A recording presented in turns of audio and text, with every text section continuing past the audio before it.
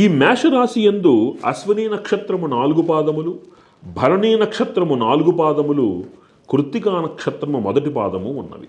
ఈ రాశి వారికి ఆదాయము 11 గాను, వ్యయము 5 గాను, రాజపూజ్యము 2 గాను, అవమానము 4 గాను ఉన్నవి. ఈ రాశి వారికి ఈ సంవత్సరము కొద్దిగా ధన వ్యయము అధికంగా కనబడుతుంది. ఆ ధన వ్యయం ఏదైతే ఉందో అది పుణ్య వ్యయముగా ఉంటుంది కాబట్టి ఆందోళన చెందవలసినటువంటి అవసరం లేదు. కొంత రాహు ప్రభావం కూడా ఉండడం చేసి చిన్నపాటి మానసిక చికాకులు, ఆరోగ్య చికాకులు కూడా ఉన్నప్పటికీ ఏది ఆందోళన పెట్టదు కాబట్టి ధైర్యంగా ఉండండి. ఇంట్లో భార్యాభర్తల యొక్క ఆలోచన సరళి ఒక మాట మీద వెళ్ళడం అనేటువంటిది చాలా ముఖ్యమైనటువంటి సూచన.